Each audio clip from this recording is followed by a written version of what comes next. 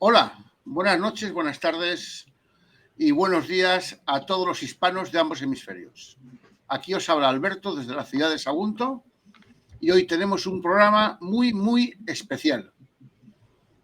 Se trata del hispanismo y el judaísmo, porque ser hispano no es monopolio de ser católico ni cristiano.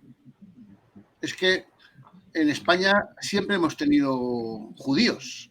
De hecho, se estima que en torno al 20-25% de la genética de todos los españoles es genética de origen judío. Concretamente, Sagunto, una tercera parte de la ciudad eran judíos. Y por eso tenemos la judería, el barrio judío, la judería, una de las más grandes de España, en mi ciudad. Entonces, vamos a tratar de demostrar que en la hispanidad caemos todos. Católicos, protestantes, judíos y, como me tiréis de la lengua, pueden caber musulmanes, aunque sean los saharauis. Porque al fin y al cabo también son hispanos, los saharauis. Y para ello tenemos a dos grandes personajes representantes del judaísmo sefardita hispano. Uno es Isaac, que nos habla desde Centroamérica, y el otro es Joana, de apellido impronunciable. Subich. Muy bien, ambos son judíos sefarditas y amantes de España y de la hispanidad. Y nos van a dar su opinión sobre qué es la hispanidad para los descendientes del pueblo hebreo. No sé si lo digo bien. Sí, también es una manera. O de correcta. Abraham, si nos ponemos originales, los descendientes del pueblo de Abraham. Del pueblo de Abraham, seríamos israelitas un momento dado, después pasamos a ser judíos, la nación judía. Hay diferencias, ¿no? Hay diferencias, no es lo mismo ser judío que israelita. Sí la hay, porque por etapas del tiempo, sobre todo. Primeramente, el primer judío fue Abraham, quien venía de Ur de Caldea, y fue el primer hebreo también, porque la palabra hebreo viene del vocablo me-al-ever, que quiere decir de más allá del, hacia una referencia a que venía de la confluencia aproximadamente del Tigris y Éufrates. Por eso la palabra hebreo de me-al-ever. También viene a ser el primer judío, porque es el primero en aceptar, tomar el pacto de Dios, y ahí comienzan una serie de etimologías que después con sus hijos, sobre todo con Jacob, donde es llamado Israel, por primera vez la palabra Israel aparece, que quiere decir el que lucha con Dios. Los hijos de Jacob, quienes fueron de Dina, fueron 12 varones y fueron las fuentes de las tribus de Israel y el reino de Israel en su momento. Entonces, tiene que ver mucho con los lapsos de tiempo hasta que el reino de Israel cae por el año 772, si no me equivoco, antes de la era común, antes de Cristo, que cae a mano de los asirios, y el imperio de Israel se divide en Judá, y Israel se pierde con sus 10 tribus, ¿no? Después vienen una serie de diásporas, de migraciones, y el nombre comienza a cambiarse ya por no solamente una creencia, sino por una nacionalidad, sin tener una patria física específica donde estar. Después, con el transcurso de los tiempos, cuando retornan, gracias a la liberación en su momento de Ciro, que los libera de Babilonia, y regresan y comienza la construcción del templo de Jerusalén, que había sido destruido por parte de los babilonios. Entonces la identidad judía, ya no como la identidad israelita, ya israelita pasa al pasado. Ajá. Luego después, tiempos, siglos más adelante, el término israelí es propio de aquel que nació en el Israel moderno, también conocido como Sabra, que quiere decir cactus en hebreo, porque se sabe que en Israel las personas de Israel son un poco oscas o toscas por fuera en su manera de ser, pero por dentro se sabe que son diferentes, ¿no? Por decir, hay mucha gente que es bondadosa, a veces las apariencias engañan. Entonces, hay que saber la etimología de cada nombre y igual como yo cometería un error en decir América Latina, cuando América Latina, tú como hispanista bien sabes que no está en lo correcto. No es ¿Sería más hispano, correcto llamarle América Sefardí? Permíteme la picardía. Sí, porque, ¿por qué? Porque sería América Española, o no de pertenencia, sino de dónde viene la procedencia, aunque lógicamente la procedencia también es autóctona, pero hay una mezcla de culturas que es enriquecedor, Pero más que nada, para no irnos del tema, el nombre, ¿cómo va cambiando? De judío, israelita, hebreo, israelí, y sin tomar el término político, que es el más candente, que es el sionismo. ¿Okay? Este tema lo tocaremos a continuación. Joana, ¿cómo fue la llegada de los judíos sefarditas a América? Porque realmente España se ocupó mucho de que fueran todos cristianos viejos y se ocupó de filtrar a la gente que emigraba a América por sus cualidades, y una de ellas era que no podía ser descendiente ni de musulmanes ni de judíos. Aparte de otros filtros, tenían que tener profesión, tenían que tener buena reputación, no tenían que tener antecedentes penales, lo que ahora entendemos como antecedentes penales. Y uno de los mejores ejemplos que tenemos es que a Miguel de Cervantes no le dejaron emigrar a América, porque había tenido problemas legales. ¿Cómo fue la llegada de los judíos a América? Porque por la vía española no podían.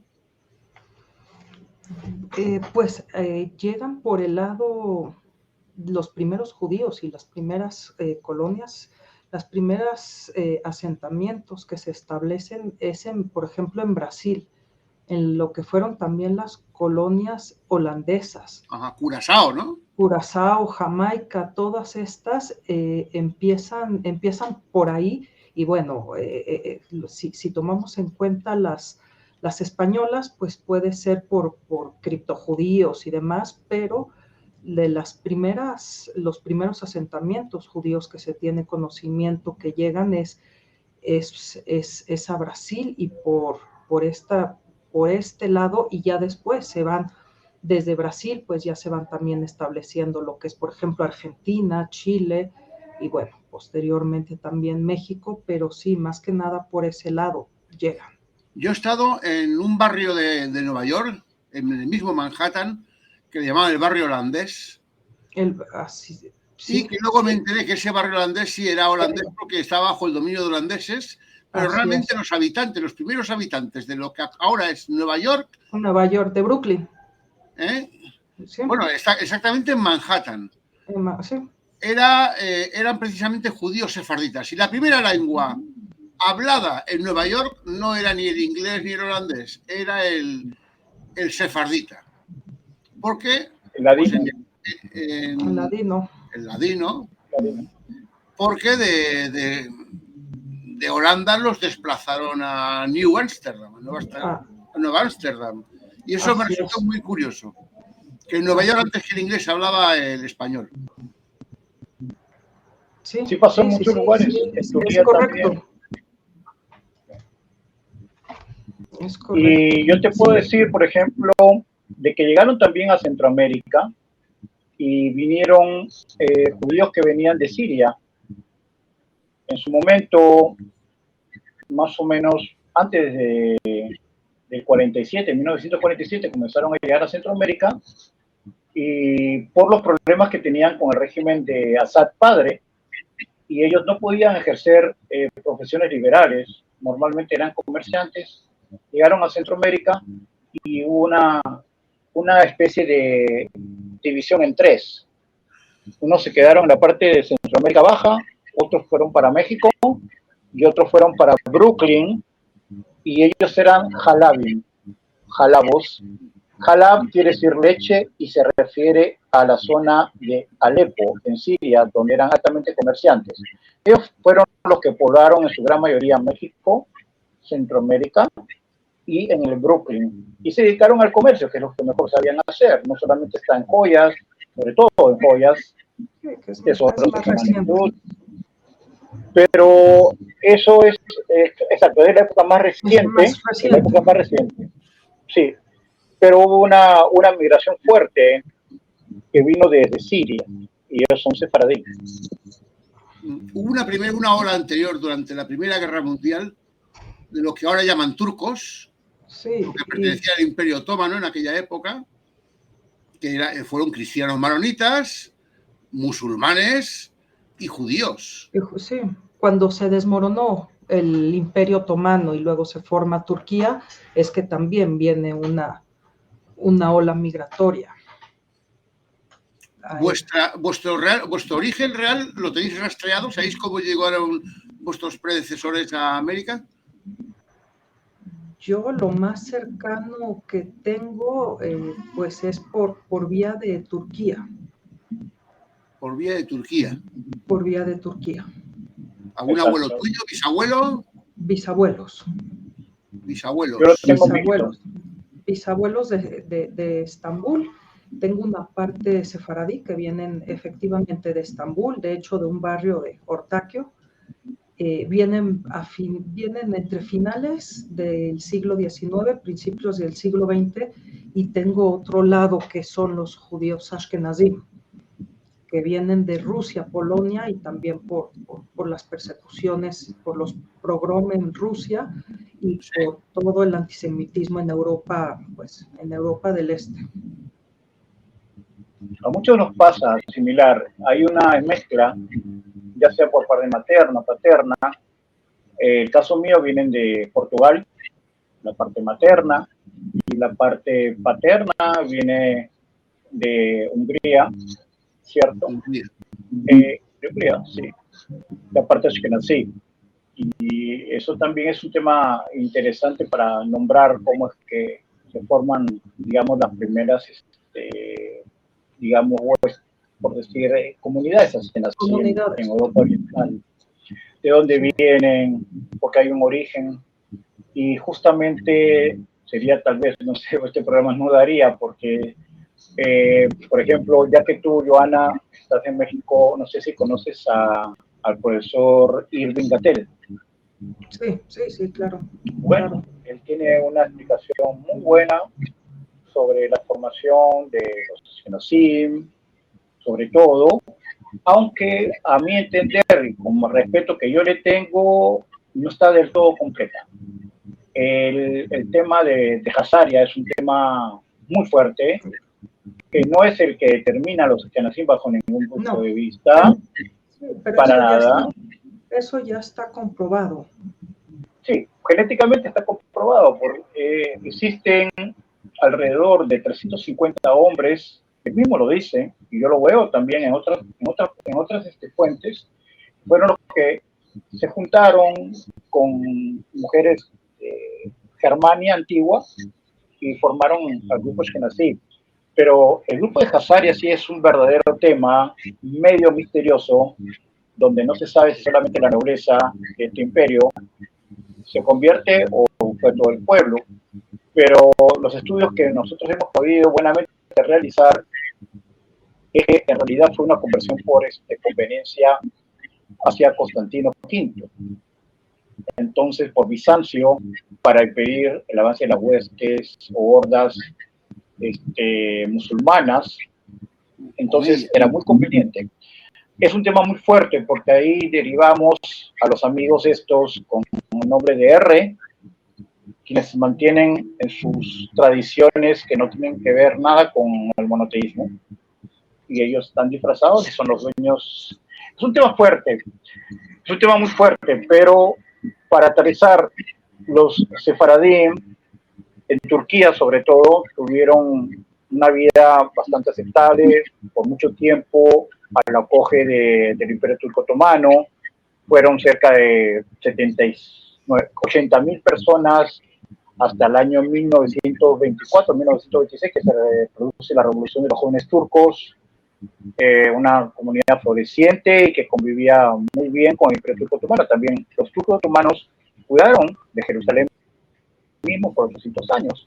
El mismo Mehmed, en 1453, pidió que llegasen judíos sefaradíes, no solamente para la sinagoga, sino también como eruditos en ciencias, en medicina sobre todo, y había una convivencia muy buena.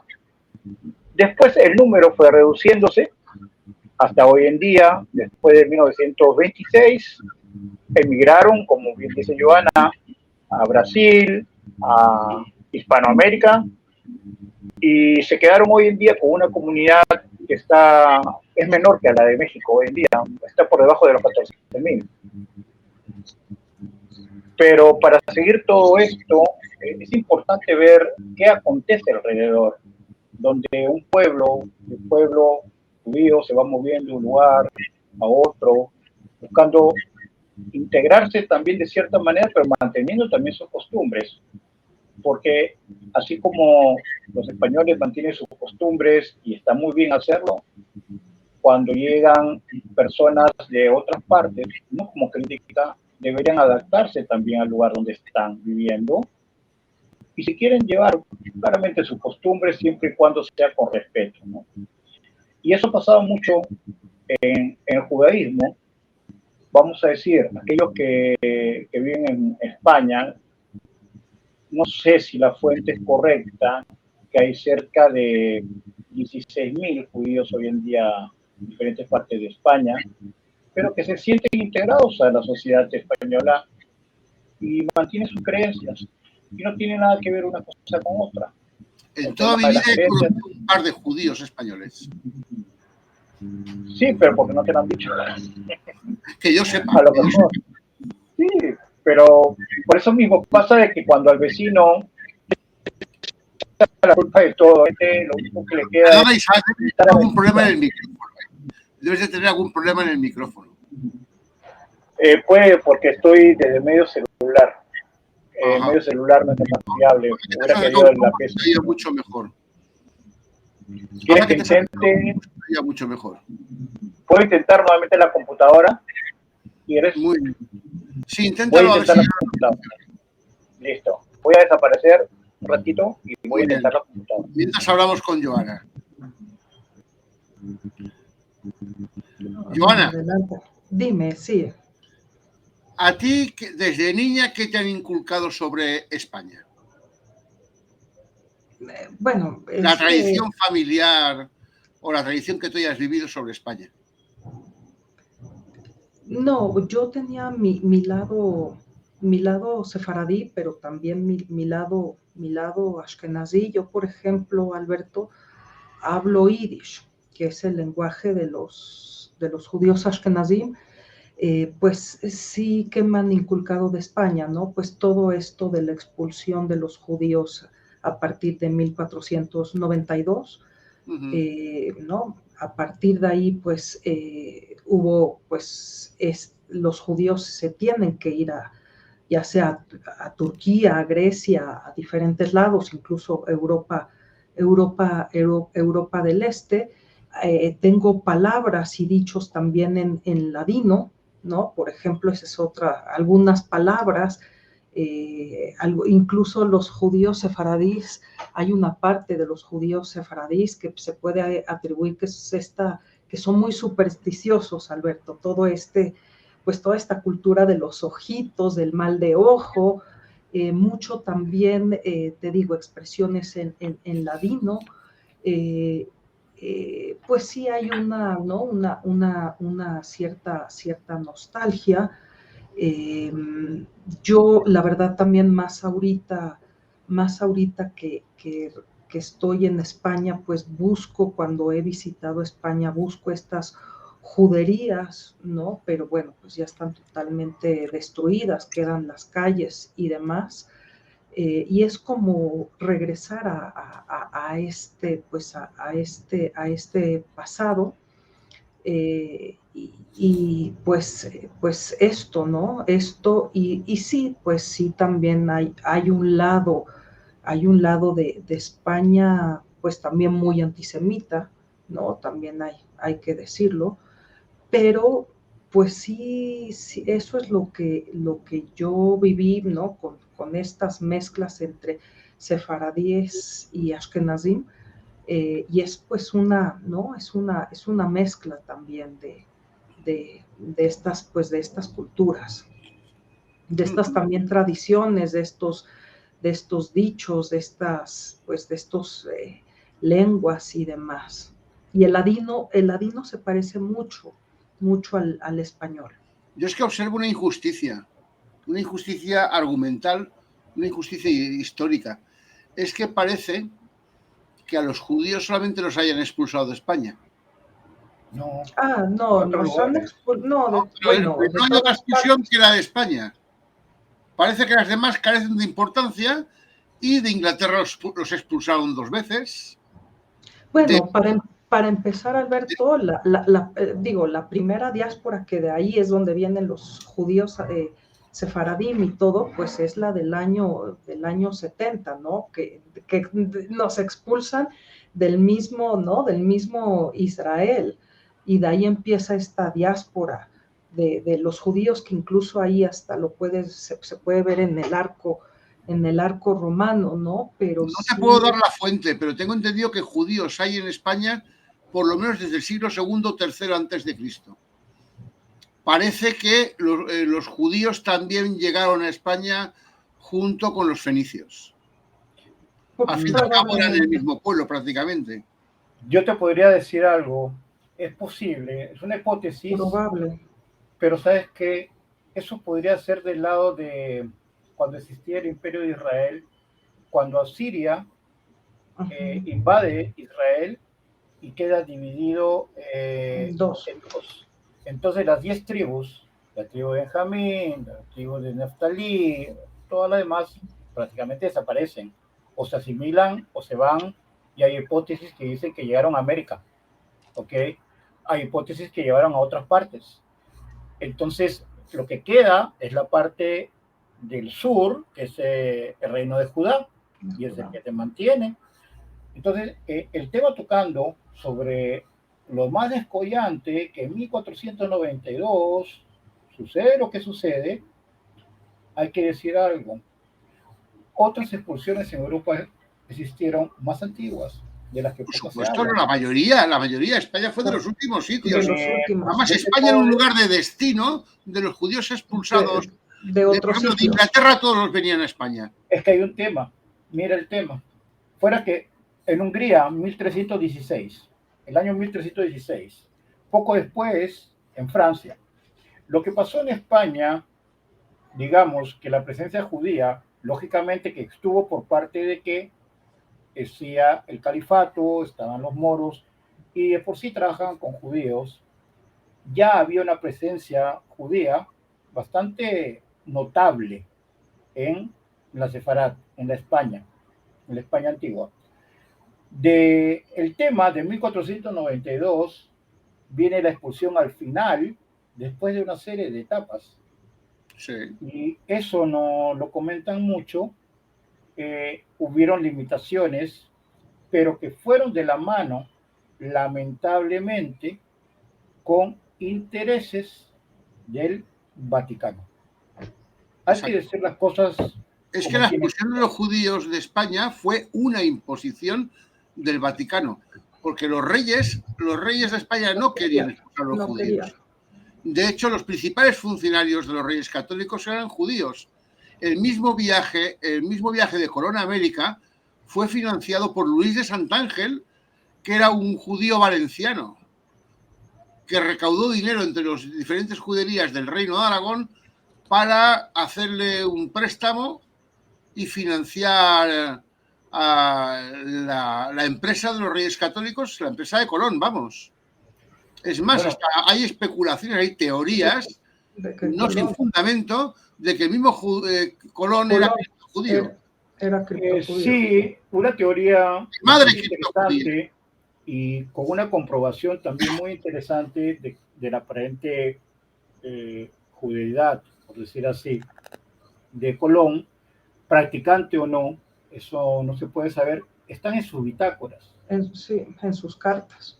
sus cartas, cuando él está encerrado en su habitación y tiene a todo el barco amotinado y él tirado a la suerte de que tiene que seguir y no sabe exactamente qué va a acontecer, y él escribe y se compara de una manera a sí mismo a Moisés, a Moshe, que tiene que guiar a un pueblo hasta indolente, un pueblo que, que está en contra de lo que él dice, no porque lo diga, sino porque se le promete una tierra, pero que no saben ser libres. Por eso los 40 años que estuvieron vagando, no porque no conocieran el camino, sino tenían que formarse como una nación, tenían que pasar todo lo que tenían que pasar. Entonces, Cristóbal Colón escribe y curiosamente él toca esa parte del éxodo, ¿no? Ahora, eso es algo que queda un poco más para la curiosidad y tal vez para estudiar que posiblemente. Pero si es o no es, al fin y al cabo, bueno, eso no lo desmerita, ni mucho menos, simplemente que es un tema en el cual nosotros vivimos en un mundo mixto, donde lamentablemente si hay creencias que no te dan un plus, te están restando. Y es muy fácil restar. Y en el mundo hoy en día católico, por no decir el cristiano, porque el cristianismo deriva del judaísmo, los dos primeros siglos. Era el nuevo pacto y todo el tema, cómo se va compaginando, pero el catolicismo aparece después del Concilio de Trento, 378, después de la era común, después de Cristo, y es Roma quien adopta eso, porque la gran mayoría ya se había convertido a la nueva fe. El que no era mitraísta. ¿Ah? El que no era mitraísta. Sí. Que era Bueno, la gran religión del Imperio Romano en aquella época era el mitraísmo. sí, sí, pero dentro de todo, yo te podría decir y hasta mandar, con gusto, una traducción que me encargaron del rabino Joseph Jacobson, un rabino del Chabad, muy buena, ahora que explica un plan de Dios. Ok, independientemente a quienes puedan pensar que Dios sí, Dios no, lo que tú quieras, pero por lógica, vamos a discernir con el cerebro y después vamos a ver con el corazón. De haber un plan, lógicamente bueno, como tiene que ser, la existencia del cristianismo, Jacobson la explica en las raíces mismas, prácticamente del principio del judaísmo, donde está Esaú y está Jacob. Jacob es nombrado Israel y Esaú, quien era aparentemente el primero, pero que no era el primogénico, es otra historia. La primogenitura la toma Jacob por el famoso tema del plato de lentejas y todo lo demás, y que Esaú está muy bravo, muy molesto. Pero ¿qué pasa? La estirpe genealógica de Esaú, ya prácticamente históricamente comprobada, quien se pensaba que en un principio iba a matar a Jacob por lo que había acontecido con él, pero su padre Isaac le dijo, no, tú vas a venerar a tu hermano, vas a respetar a tu hermano, a Jacob. Esaú no entendía. Después, Esaú migra a diferentes lugares y de ahí es donde se sabe hoy en día que caucasos, arios y pobladores de Europa, y sobre todo los antiguos romanos, aparentemente vienen de esa estirpe, que es la de Esau. Esau, hermano de Jacob. El rabino Jacobson habla muy inteligentemente y dice, bueno, el cristianismo adoptó un momento dado el monoteísmo, o mejor dicho, los romanos adoptaron el monoteísmo por el lado del cristianismo, ¿cierto? Lo adoptaron a su manera. ¿Cómo vamos a poder entender nosotros los judíos que las triades, ¿cierto? Bueno, La Trinidad, quiere decir la la Trinidad. Trinidad por tres. ¿Cómo vamos a aceptar eso? Y él dijo, muy fácil. Entra el aspecto moral, el aspecto ético, entonces, ¿sabes qué? Que vaya, porque hay un plan aquí. Y en verdad, con el tema, como se va desarrollando, da expresión de que, como quien dice, no hay mal que por bien no venga, todo es por algo bueno al final, y un momento dado, las dos vertientes tenderán a juntarse, a unificarse, y entonces es un speech muy, muy elocuente, muy armonizador. Entonces, es de dónde viene todo esto, ¿no? ¿De dónde vienen las discrepancias? Las discrepancias no vienen exclusivamente de un medio interno, sino de un medio externo. Entonces ahí hay que ponerse a analizar el divide, vencerás, quiénes son los enemigos, de dónde vienen, no les conviene, y también incluso, hasta, ¿por qué no decir, de grupos judíos, lamentablemente decirlo, malos judíos, porque solamente existen dos tipos de seres humanos, los buenos y los malos. Existen los buenos y los malos, en toda fe, religión, existen buenos y malos.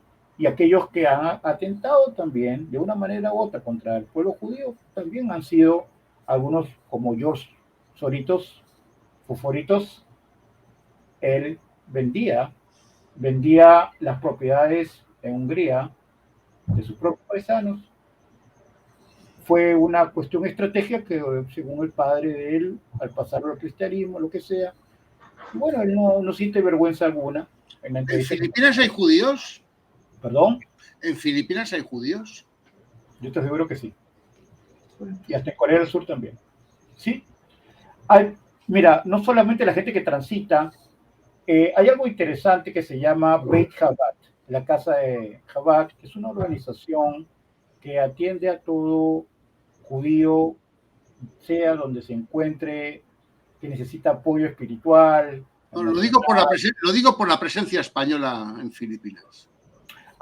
Por ese lado, sí, claro, hay asiáticos, por supuesto.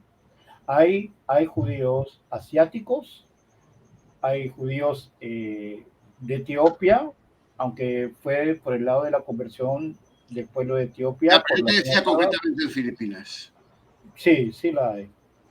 Una pregunta. También la hay. Una pregunta para los dos, priorizando a Joana. ¿Qué influencia política crees que tienen los judíos sefarditas hoy por hoy en los países hispanos, en Hispanoamérica?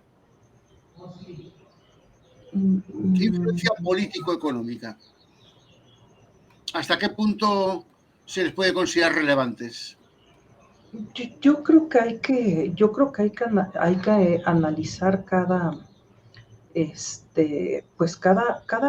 país, y además yo creo que hoy por hoy pues por ejemplo, ¿no? En varios países hispanos ya también tú no puedes decir que a lo mejor, no sé, un político o un empresario es 100% sefaradí o 100% ashkenazí. Yo te puedo decir, por ejemplo, aquí, Alberto, creo que aquí en México y creo que Panamá, las comunidades judías están muy divididas, y en México hay tres tipos de comunidad. Es la comunidad ashkenazí, que son los judíos de Europa del Este, sí, la comunidad sefaradí, y hay dos comunidades árabes, judías, ¿no? La de Alepo y la de Siria.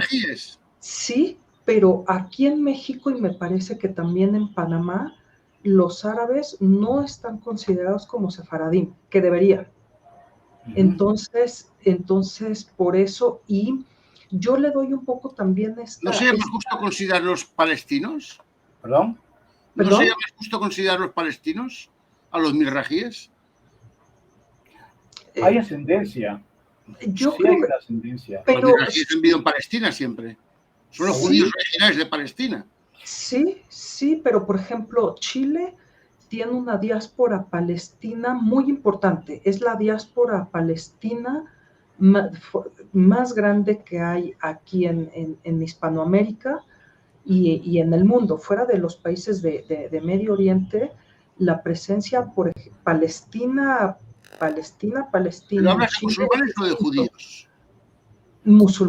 Musulmanes y católicos, sí. Y por eso aquí digo que yo también puedo decirte, Alberto, que dependiendo también del origen, cada vez menos, ¿no? Pero al principio, dependiendo del origen de donde tú venías, era también tu profesión o a qué te dedicabas. Es decir, Ajá. los judíos sefaradín, sí, y bueno, incluyendo pues ¿no? lo que les llamaríamos ahorita árabes, siempre han tenido salida al mar. Entonces eran más comerciantes. Ajá. Y los judíos ashkenazim, como no tenían salidas al mar, y muchas veces también por todas estas expulsiones, eran más profesionistas, es decir, eran abogados, eran médicos, porque la profesión te la podías llevar. Ya. Y eso hubo una continuidad, por ejemplo, aquí en las comunidades hispanas.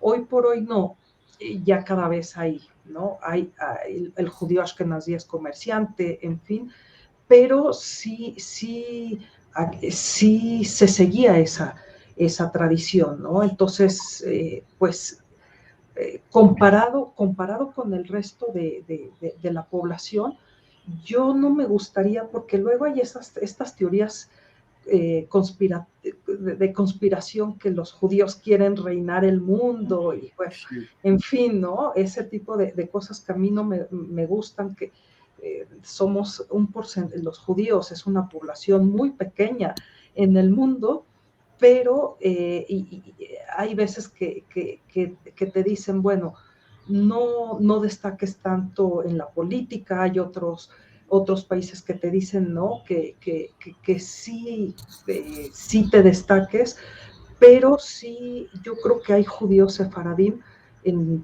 yo creo que si buscamos en todos los países hispanos, hay judíos sefaradín en muchos puestos, en el comercio, a nivel gubernamental, entonces claro que hay presencia en tanto, y bueno, en México, yo puedo hablar de México, que es donde más, ¿no? Donde más conozco, y bueno, te puedo decir, Alberto, que por ejemplo, Monterrey, que bueno, Nuevo León, que la capital es Monterrey, fue fundada por Carvajal, que fue un criptojudío, que al final lo acabó matando la Inquisición, pero hoy por hoy la ley del 2015 que permite a los sefaradim tener la nacionalidad española, la mayoría, todo Monterrey, gente no judía, obtuvo el pasaporte porque toda la gente de Monterrey, de Nuevo León, provienen de Carvajal,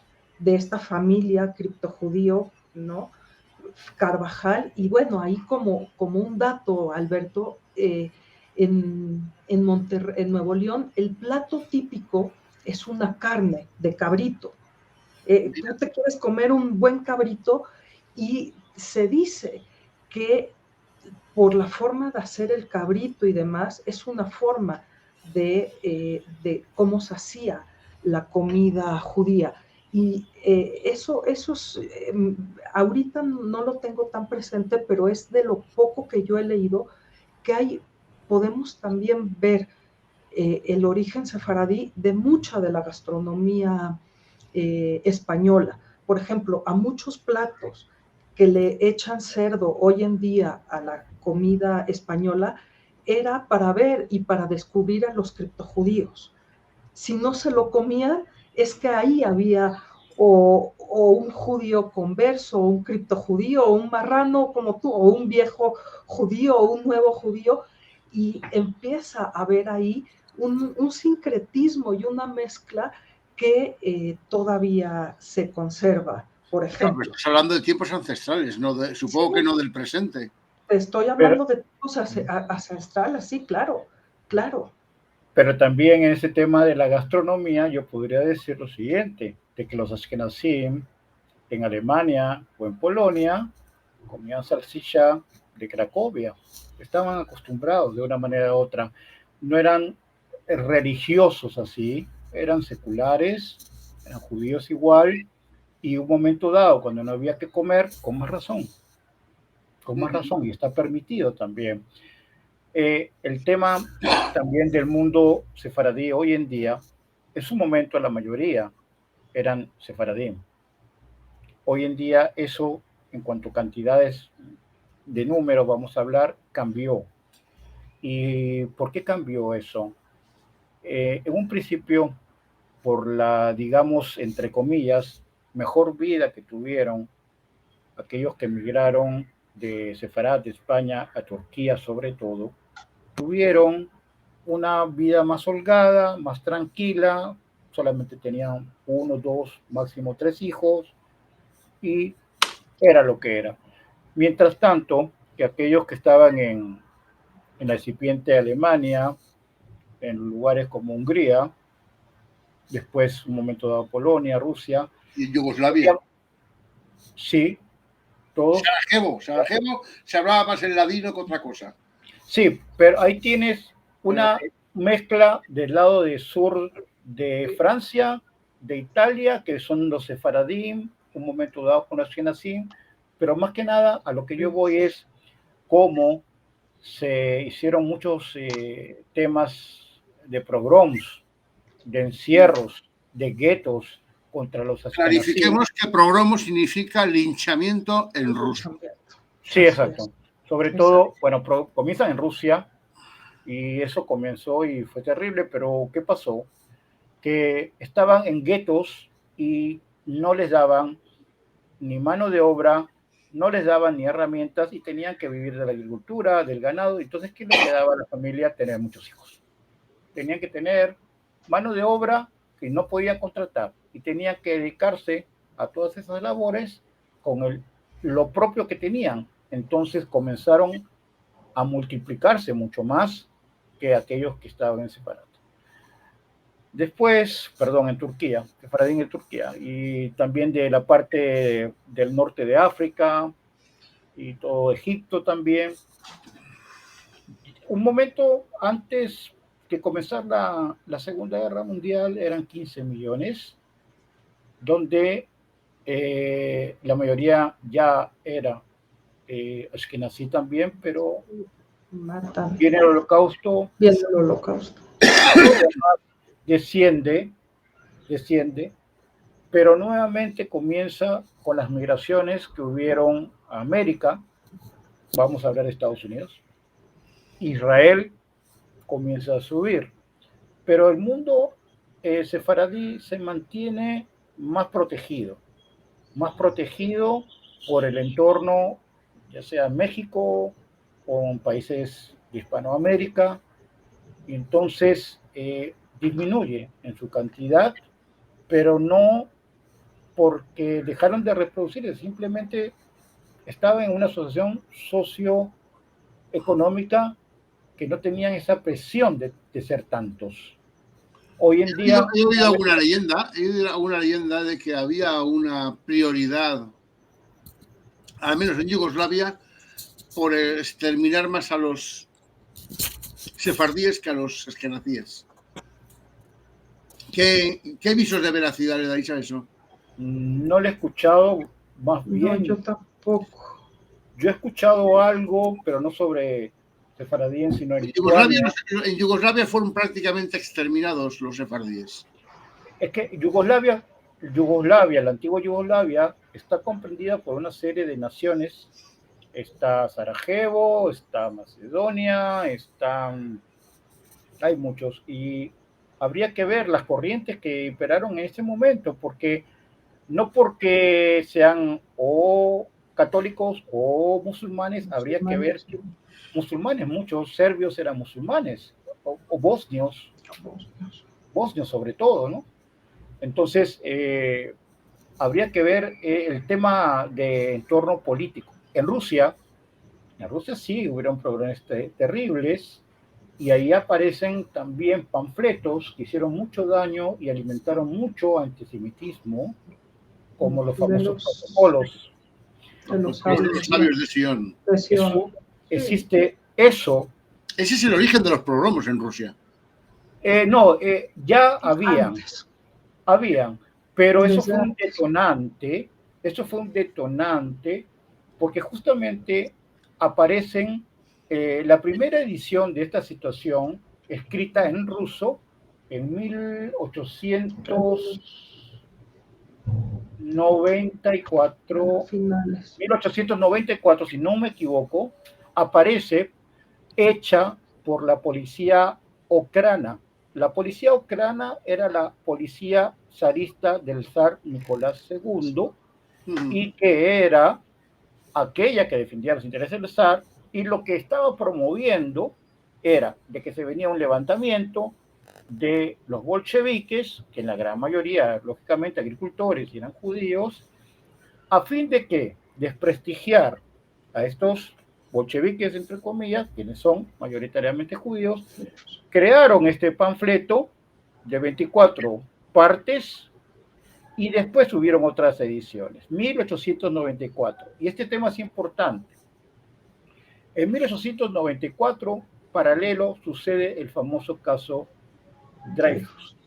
El caso Dreyfus, quien fue un capitán francés acusado de traición a la patria en Francia a favor de Alemania, fue llevado y encarcelado sin previo juicio, y las hordes de gentes le echaban la culpa que sí era traidor. ¿Por qué? Porque judío. Porque era judío. Eso repercutió en Teodoro Herzl. Pero la documentación, él era periodista húngaro, nació en Budapest, pero la repercusión del tema Dreyfus fue escrita por Émile Zola. Émile Zola escribió, y cuando estuvo el tema del juicio y después cuando se le libera porque todo era mentira, eso le pegó mucho a Teodoro Herzl, y él dijo: tenemos que salvar vidas judías. Y ahí nace el nuevo sionismo político, ya no el sionismo que solamente es el amor a Jerusalén, a Israel. Esa fue la motivación. Hay un contexto filosófico preexistente al mero nacimiento del sionismo. El sionismo fue influenciado por las teorías nacionalistas del pangermanismo. Sí, pero déjame terminar. Esta historia no muchos la conocen, y hay documentación que yo se la puedo brindar en gran cantidad. Cuando aparece este panfleto, por primera vez en 1894, fue modificado en el 98, y el primer congreso sionista fue en 1897. Qué coincidencia. Aparece modificado, siempre en ruso, y ya aparece con un nuevo escribano de la situación, quien era un místico de la Iglesia Ortodoxa griega llamado Sergei Alexander Nilus. Él puso más leña al fuego y comenzó a poner los temas del Talmud tergiversados, porque si tú te pones a estudiar, si tú eres armenio y quieres como armenio tener supremacía, vamos a decir, dices: nosotros los armenios queremos, nosotros los armenios vamos, nosotros los armenios, exactamente, nosotros los judíos. Es ilógico. Primeramente, no es una fuente hecha por judíos, es una fuente clandestina propia para estigmatizar, echarle el cuento en la cabeza de tu... Sí, pero no me negarás, lo que no me negarás es que los hechos previstos en los sabios de Sion se han hecho realidad. No, La no, no. revolución rusa fue una revolución judía, No, prácticamente. escúchame. Judía Cierto. tenía a Lenin o Trotsky. Claro. ¿Quién los Claro que financiaba? sí. Sí, pero déjame terminar el tema este porque es muy interesante. Sí, pero sé más concreto, por Sí, favor. concreto. Sé más grano. Mira, se descubrió en 1922, Sí. se descubrió en 1922 de que una copia exacta de estos llamados protocolos de Sion corresponden a un libro de Maurice Joly, Sí, una novela francés, francesa. 1864. El título es Diálogos en el infierno entre Montesquieu y entre Maquiavelo y Montesquieu. Entonces, ¿qué va? Después, más adelante, hasta la Alemania nazi, pasa 23 ediciones. Ahora, de que hubieron judíos que iniciaron el comunismo como Carlos Marx y todo, sí, definitivamente, claro que sí. No, a ver, de casi 600 diputados del Soviet Supremo, en los primeros mandatos de Lenin, casi 500 eran judíos. Pero claro, pero te voy a decir una cosa. La Unión Soviética estaba dirigida por judíos. Y existió un pequeñísimo estado mini Israel en el Oblast en 1928 aproximadamente, que lo funda más o menos Lenin y Stalin lo continúa, donde todo aquel judío era mandado prácticamente a Manchuria. El tema es el siguiente, de que muchas veces nosotros pensamos que las caras que aparecen como Lenin son digamos, las que manejan todo. Lenin era prácticamente un don nadie. Quien manejaba todo era Trotsky. Y estuvo en México, ¿cierto? Estuvo alquilado. Aquí lo matan. ¿No? Y en Estados Unidos. Lo mataron en México. Lo matan en México. El dinero que financió a Trotsky vino de Nueva York. Existen, por ejemplo, casos como David Stein. Igual que el dinero que financió a Lenin vino de Alemania. Sí, mira, hay buenos y malos, como en todas partes. Yo es que la analogía que estoy tratando de trazar es que estoy de acuerdo contigo de que los protocolos de los sabios de Sion fue un libelo, fue un plagio de un libro francés que lo adaptaron a unas supuestas pretensiones judías. Sí, pero ¿vale? ese tema que luego en Rusia se hicieron realidad lo que preveían. Sí, pero se hicieron realidad por sectarios, por gente que hasta hoy en día existen en el globalismo, pero que no te censuren el canal, que existen como Soros, que el cara de libro, y todos ellos. Entonces, ¿qué vamos a hacer? Hay de todo, hay gente buena y mala, y que Yuval Noah Harari. Pero no nos desviemos del tema. Claro. Lo curioso es que las profecías de los protocolos de los sabios de Sion, que fueron represaliadas en Rusia por los zares, al final se hicieron realidad. Pero ¿sabes qué? Si yo te curioso, ¿no? Si yo te digo, discúlpame, Alberto fuma, todo el mundo va a decir que Alberto fuma. Y al final, si tú, Alberto, no fuma, vas a terminar fumando. Y si basta que fumes una vez, ya, tú le das al cigarro mañana, de tarde, de noche. Es así, porque es mucho más fácil desacreditar. Y ahora que convergieron los planes elitistas de una cúpula que existe hoy en día, que no solamente son frimasones, nobleza negra veneciana, fabiana, Vaticano, jesuitas, malos judíos, entre ellos los házaros, existe un conglomerado, un sancocho de esos, pero lo importante... ¿Dónde quieres llegar? A que la Constitución de la Unión de Repúblicas Socialistas Soviéticas fue creada por un poder supranacional que dominaba el mundo en aquella época. No, la Unión Soviética existió porque tenía que existir, cayó porque tenía que caer, pero el tema es de que las verdaderas manos que manipulan, fuera de Stalin tal vez, pueden estar más arriba de todo eso, porque hoy en día, en los 204 Stalin era un secundón y además odiaba a los judíos. Sí, pero curiosamente odiaba a judíos, pero aparentemente era de parte paterna judía. ¿Qué te puedo decir? De parte paterna judía, esa constancia no la tengo. Tenía él un hijo. ¿Tú sabes algo de eso, Joana? Moisés. Tenía un hijo, Moisés. ¿Un hijo Moisés? Yo de lo que sé... tenía un hijo Moisés, llamado Moisés, quien abrazó el judaísmo, ya sea de una segunda generación o no. Yo solo sé que repudió a una hija porque se echó un novio judío. Pero sí existió este hijo. Sí existió. Ahora, te digo, es que en verdad en todas partes se cuecen habas y en la Unión Soviética aparece como una malformación también de, ¿qué te puedo decir? Sin justificar, lógicamente. Hay mucha distancia entre comunismo y socialismo, ¿no? Y la política hoy en día, desgraciadamente, da cuentas por sí sola de que es un antro de corrupción. En todas partes, desde la Argentina hasta España y también en Israel hoy en día existe una corrupción tremenda porque medios políticos. Entonces lo que estamos viviendo hoy en día, en gran parte, no solamente es por los políticos, sino porque también nosotros estamos apoyándolos, no mi persona. Están apoyando a la política.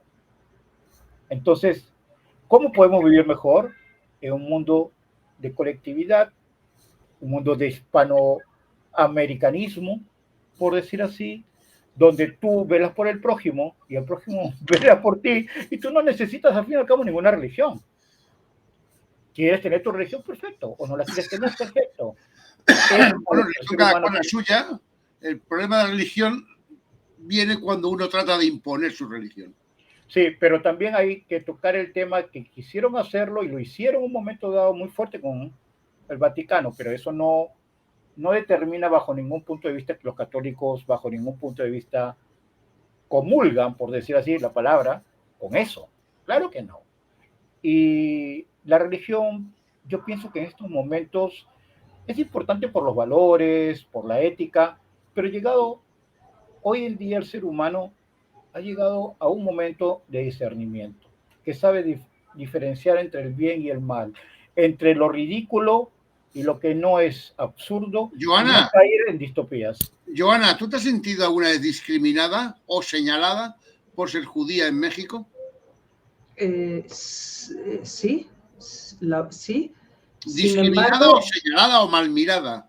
Sí, todas las anteriores. Sin embargo, Alberto, yo te puedo decir que no, el antijudaísmo que se vive aquí en México no es como el que se vive en Europa. Exacto. Por ejemplo, yo como anécdota, yo te puedo decir, cuando yo trabajé en gobierno, que, bueno, platicaba, convivía y demás, y cuando la gente se enteraba que yo era judía, me decían, ¿tú eres judía? Sí. Ay, eres la primera judía, bueno, aquí se dice buena onda, ¿no? Eres la primera judía buena onda. Y entonces mi pregunta era, ¿y a cuántos judíos conoces? No, solo a ti. Entonces, eso te quiere decir todos los estereotipos y todos los prejuicios que hay, pues son muchos, pero sí te puedo decir que tengo conocidos y demás en Europa que el antisemitismo, y es más, hoy, Alberto, hoy mismo, en el mismo Estados Unidos, el antijudaísmo es terrible. ¿En Estados Unidos? En Estados Unidos, si tú hoy gente que visiblemente se ve como judío, que tiene el gorrito negro, la kipá, sí, ha habido golpes, los han perseguido, los han golpeado, sinagogas que han estado, pues bueno, hace poco, creo que hace 1 o 2 años en Estados Unidos hubo también un atentado en una sinagoga. Entonces, ¿quiénes suelen ser los responsables de ese antisemitismo norteamericano? No solamente norteamericano, en otras partes también. No, ya, pero especialmente el norteamericano, que es el que me interesa en este momento. ¿Qué nos comenta Joana? Pueden ser varios. Uno parte, sabemos que ahorita Estados Unidos está muy, muy, muy dividido también por todos estos grupos racistas que se creen de este supremacismo blanco. Creo que ahorita hay mucho pues es otro tema para hablar, pero ahorita esos grupos, ahorita en Estados Unidos están cobrando muchísima relevancia y algunos a lo mejor, pues, pro-palestinos o musulmanes, pero ahorita lo que son los grupos de supremacistas blancos, mucho, por ejemplo, Alberto, a diferencia de lo que pasa, por ejemplo, en Francia, que en Francia ahí te puedo decir que es más, Francia es el país de Europa con más población musulmana, por ejemplo. Y judía, ¿no? No. Judía sí es una de las poblaciones judías que ha venido también disminuyendo por todo este antisemitismo, ha emigrado mucho a Israel. Por ejemplo, hay un lugar en Isaac, en Israel, que es Natania, un lugar de playa, etcétera, que ahora mucho francés está ahí, pero mucho judío francés por el antisemitismo se ha ido, ha emigrado a Israel. Yo te podría agregar algo en cuanto a Estados Unidos para ir avanzando. Los lobbies políticos hoy en día que lideran, más que los supremacistas blancos o Black Lives Matter y todos esos, son los globalistas, el globalismo. El globalismo es una camarilla que lo que hace es dividir, lo que hace es meter las cosas de ideología que tú ya has escuchado, y entonces, donde crea discordia, y es muy fácil por ese lado, no solamente contra judíos, contra también puede ser un momento dado también contra cristianos, ¿sí? Entonces, estos grupos que están no solamente en Estados Unidos, también están en Europa, están en la Comunidad Económica Europea, aunque hay algunos diputados, diputadas que están en contra de todo eso, pero es el globalismo hoy en día el que está manejando todo eso. Y lo más increíble, que ahí vas a encontrar personas de todo tipo aparente de religión, desde católicos, musulmanes, judíos incluso, de nombre, hay, porque ya entramos a situaciones incluso de la filosofía del Foro Económico Mundial. ¿Quién la lleva? Un israelí, Yuval Noah Harari, fuera de sus inclinaciones, situaciones, qué sé yo, es el principal filósofo de Schwab, de Klaus Schwab, quien fue hijo de un nazi. Eso no lo hace nazi, pero sí por sus acciones lo vamos a conocer. Entonces, ¿qué pasa? El globalismo es el principal enemigo de la humanidad hoy en día.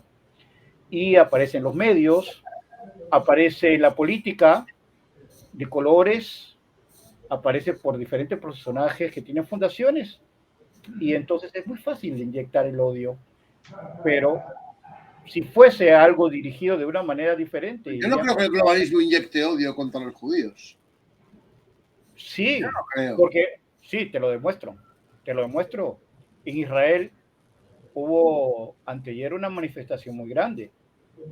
Ahora, dentro de ese mismo grupo que está en contra de lo que está pasando por el lado de la política de Netanyahu, que él quiere reformar la Corte Suprema y todo al antojo por las situaciones que él lleva propias de su juicio político y porque él quiere hacer lo que quiere, etcétera, etcétera, etcétera. También hay una movilización muy grande de lo que vamos a llamar gente despierta, que hay en todas partes del mundo, pero a la vez, al pasar el tiempo, hay infiltración también. Vemos infiltración. Particularmente nosotros no tenemos absolutamente nada contra los grupos LGTB, lo que sea, siempre y cuando vivan su vida tranquila y no se metan con nadie, no pasa nada, nunca pasó nada. Pero hoy en día esa ideología está destruyendo no solamente Estados Unidos, está causando conflictos, problemas en América, Hispanoamérica, en todas partes, y en España también, y en México también. Entonces, de que hay manos que son hasta musulmanes, no es de sorprender, porque son los intereses de cada quien. Ahí. Yo os puedo comentar una cosa respecto a España. Sí. Que podríamos extenderlo a gran parte de Europa. Y es que tú miras mal, señalas mal o prejuzgas mal a una persona por ser judío y el que acaba mal eres tú. Digamos que España... Acaba mal tú porque es a ti a quien te acusan de nazi y a quien te acusan de ser un ser despreciable.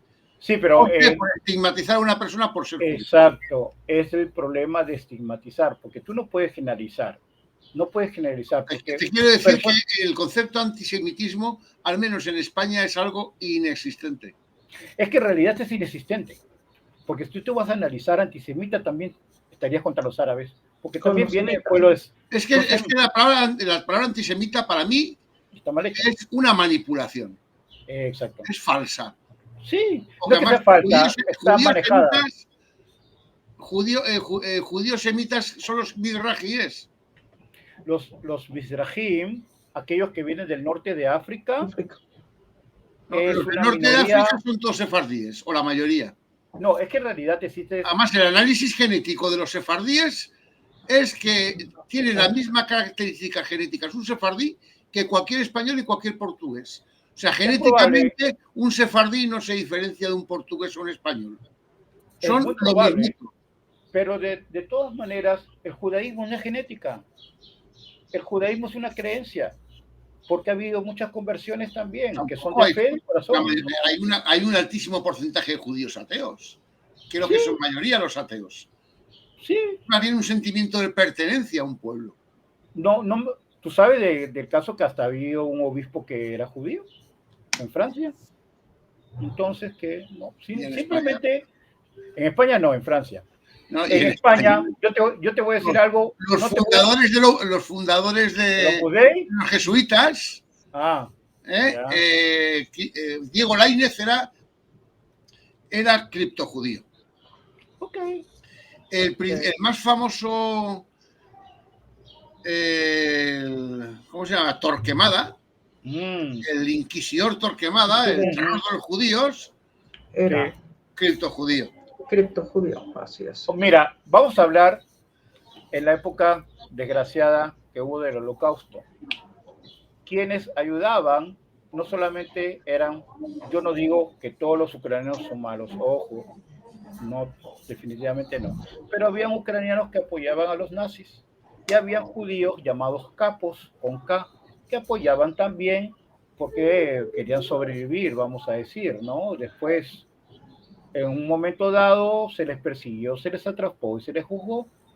Entonces, primeramente, el ser judío es una creencia, por un lado, y el tema genético es muy secundario, porque si vamos a hablar de los mizrahim, vamos a hablar también de los etíopes, de los asirios, que existe una pequeñísima cantidad en lo que vendría a ser la antigua Siria, y de otras partes.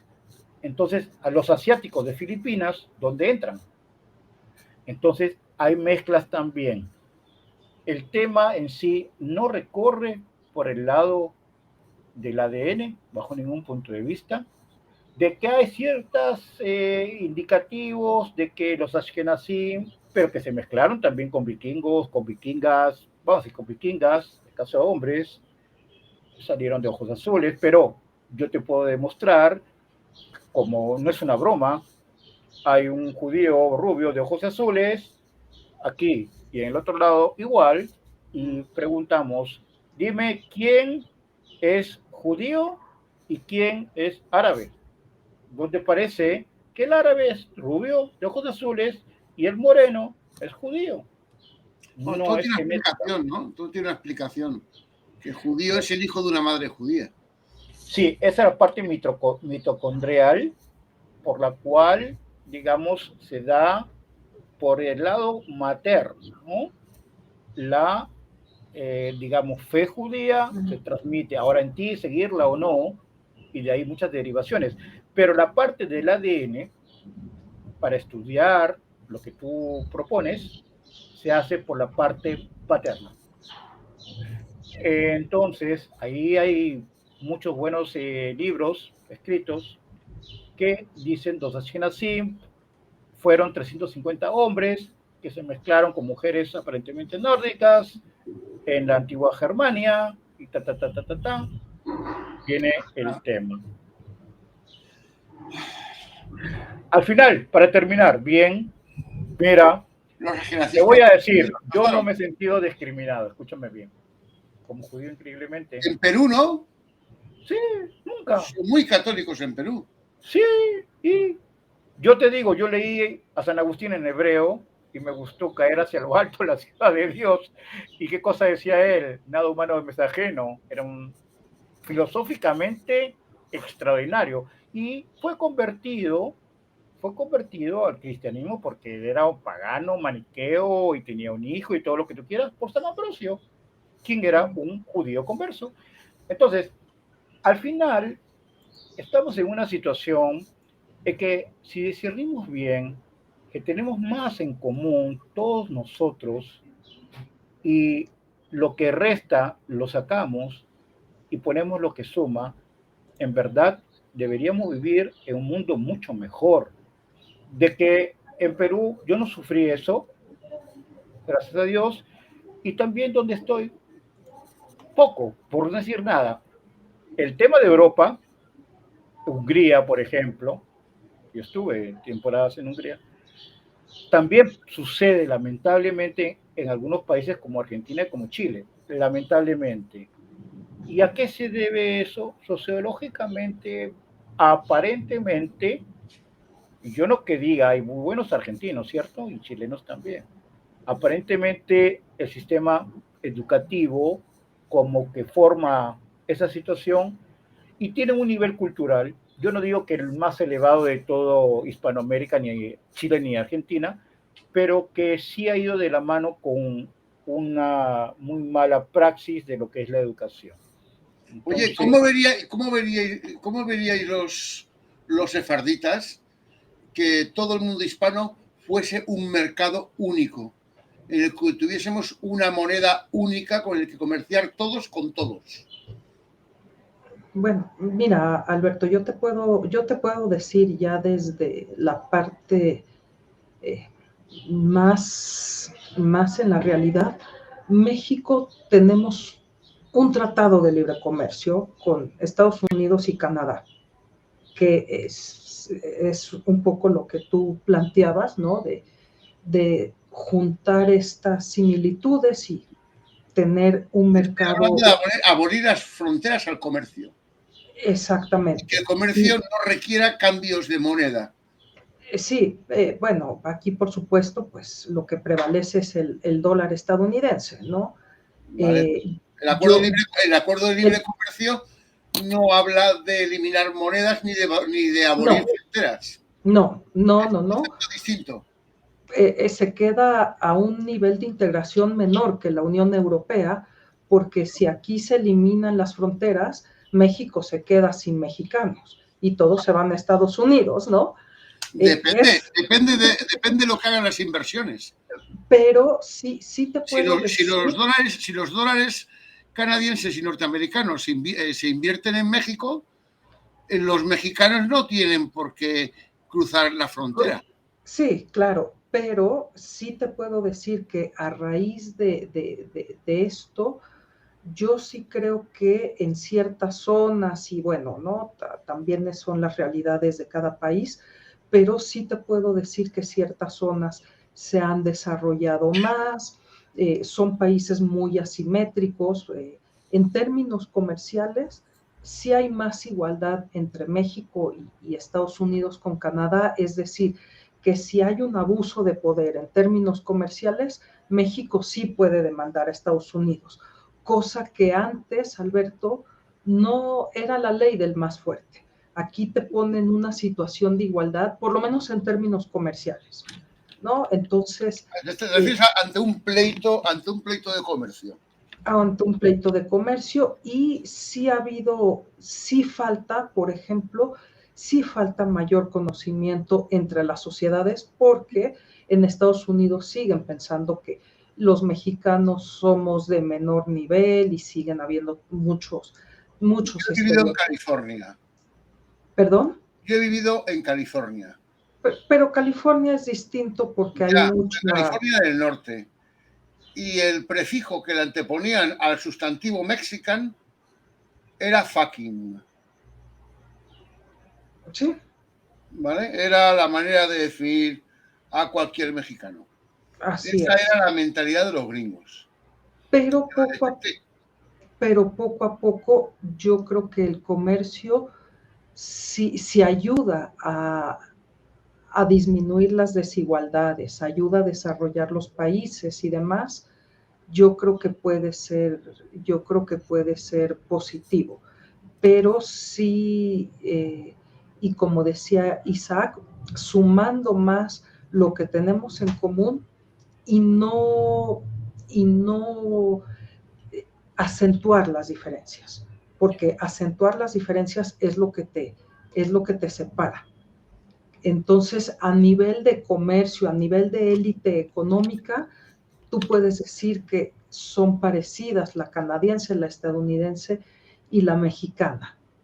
Pero sí, y por ejemplo, a raíz, Alberto, de que México firmó en el 93, 94 el Tratado de Libre Comercio, hoy los países de Centroamérica y todo lo que es, bueno, lo que se le llama países sudamericanos, ven a México de una forma distinta y nos ven como norteamericanos. Sí te puedo decir. Entonces, en Eso términos... es una conciencia subjetiva, ¿no? Sí, no, Porque totalmente. no es eso. Aunque México tiene más del 60% de población debajo del umbral de la pobreza. Sí, así es, aunque culturalmente más de un 60 y mucha pobreza, pero culturalmente México se siente hispano. Se sabe. México, ¿no? Se siente hispano y ese proyecto, Alberto, empieza también en el año 94 con el mismo presidente Salinas de Gortari, que fue el que firma el Tratado de Libre Comercio, pero también se va a España a formar un grupo y todos estos foros iberoamericanos para tener la entrada hacia Europa, ¿no? Entonces... Pero yo veo poca interactuación concretamente de México con Europa. Más Colombia, por ejemplo, más Colombia que México. Porque por cuestiones geográficas dependemos, nuestra economía está muy ligada a Estados Unidos. Aunque la situación de México geográficamente es una situación privilegiada porque tú tienes, ¿no?, esta integración con Norteamérica, pero tienes las salidas al Atlántico, al Pacífico y también hacia el sur. Pero sí, y bueno, hoy Alberto, critico mucho, pues sí critico mucho al presidente de México con todas estas, a mí me da pena, a mí me han entrevistado de eso, de política exterior de México, y a mí me da pena que el presidente de México, el actual presidente de México, le exija una disculpa al rey de España por esta conquista y bueno, todas López estas Hablador. López Hablador. Sí, Joana, es de pena. Yo te voy a hacer una pequeña pregunta, Joana. Sí, claro, Isaac. Háblame de un solo presidente o primer ministro en el mundo hoy en día, bien. De uno. No. Y no me venga con Bukele. No. Háblame de uno. No. Háblame de uno. Hay una falta de liderazgo muy fuerte y por eso el mundo está como está. Joana, te voy a iluminar. Alberto tal vez te ilumine un poco más, pero yo sé que tú sabes. En estos gobiernos, en estos tiempos fatales, bueno fuera tener comercio, pero no, estamos en declive total. No, te estás encerrando. En tal vez 40 años, 30 años anteriores, hubiera sido ideal. Hoy día no funcionaría, lamentablemente, porque también Estados Unidos se está estrellando, Europa se está estrellando, se están autoestrellándose. Y viene desde las cúpulas que gestionan los gobiernos adrede, a propósito, Y no se está hablando por las puras de un reseteo. Se está hablando porque es conveniencia de un 1% o menos. Entonces, ¿dónde vamos a terminar? Lo que yo quiero concretar, en este momento tenemos que unirnos más que nunca. Tenemos afinidad. Como hispanoamericanos tenemos una gran afinidad.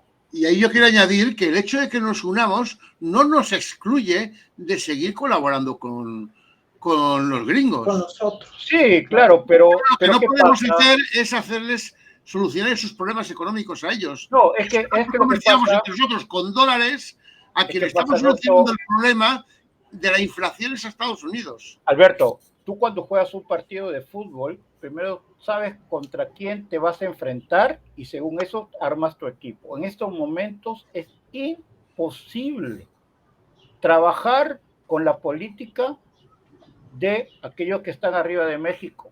Es imposible por los desvíos mentales que tienen, por las jugadas que tienen, y Europa cae lo mismo, en la misma canasta, desgraciadamente, España, Francia, donde prácticamente se está produciendo una guerra civil adrede inyectada por la organización OON, no voy a decir que está allá en New York. ¿Qué está pasando? Nos tomaron por mucho tiempo de bobos. Las cosas pasan por muchas facetas, por muchos factores distintos. Cada hecho que se da en el mundo es multicausal.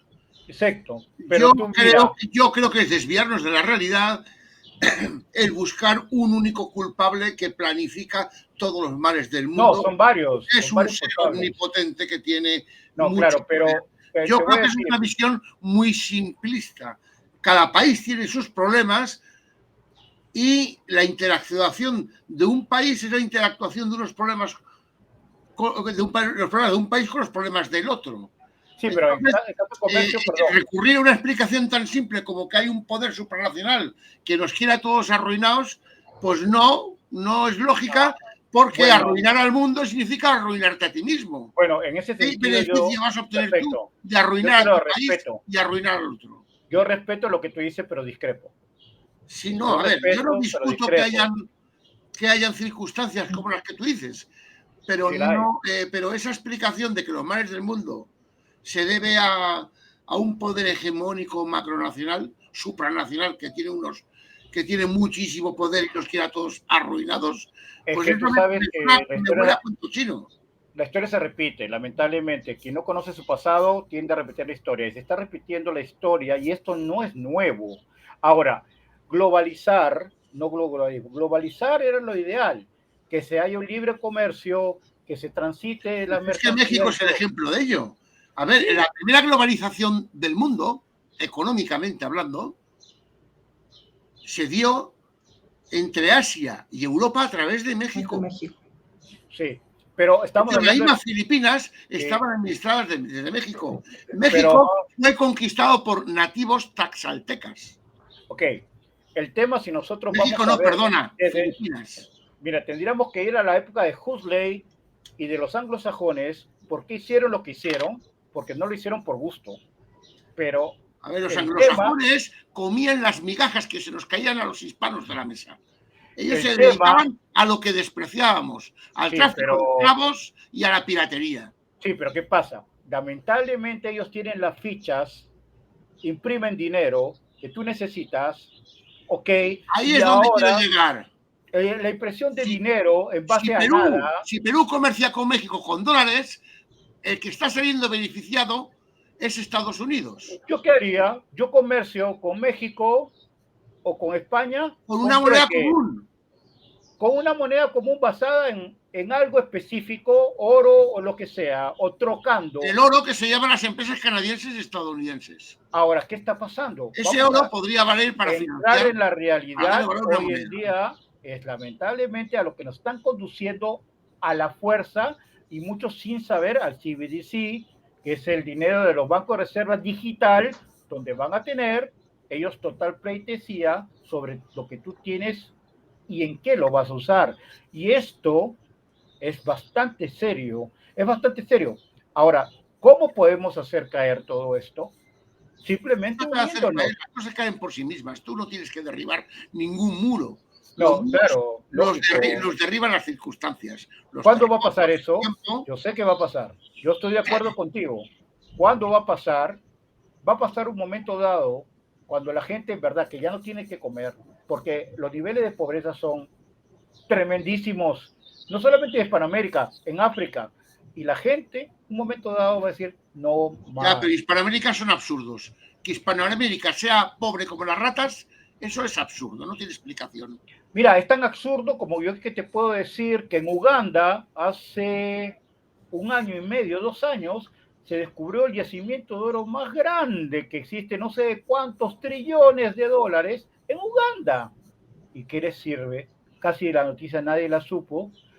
Ok, en ese sentido tenemos que saber que los bancos y las finanzas, hay específicos quienes la manejan a su conveniencia, ok, y que nos están haciendo hace mucho tiempo trucos, engaños, manipulaciones, y eso no es ser conspiranoico, es ser real. ¿Queremos un mundo mejor? Sí, pero ese mundo mejor es un parto de verdad. ¿Va a doler? Sí. Como a la madre que le duele, va a doler a todo el mundo. Ya, pero criticarnos es muy fácil. El tema está cómo estructuraríamos un mundo hispano que pudiese interactuar entre sí mismo sin excluir la interactuación con los demás. Tenemos una ventaja.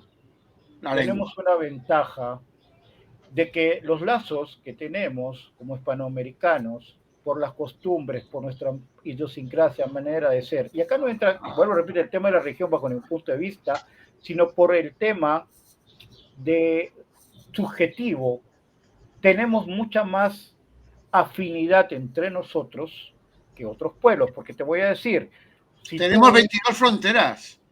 Sí. Joana, ¿qué hacemos con las fronteras, Joana?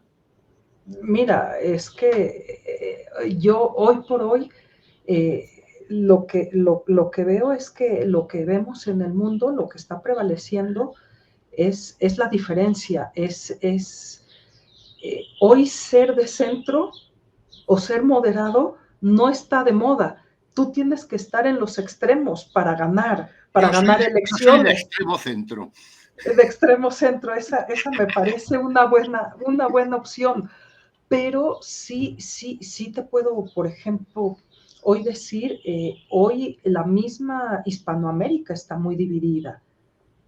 Por ejemplo, hoy las diferencias ideológicas y hoy por hoy los valores de la hispanidad no nos unen, al contrario, nos está, por miles de motivos, nos está diferenciando. Hay que encontrar qué es lo que nos permite unir, pero te voy a decir algo, Alberto, pero no en el discurso, porque yo pienso que aquí en Hispanoamérica somos de dar discursos muy bonitos, somos de ser muy habladores y dar decir, es que sí, yo te lo digo, ¿no? En México sí, cuando quieres quedar bien de México hacia abajo, sí, lo que nos une es el idioma, la cultura, pero la realidad es otra.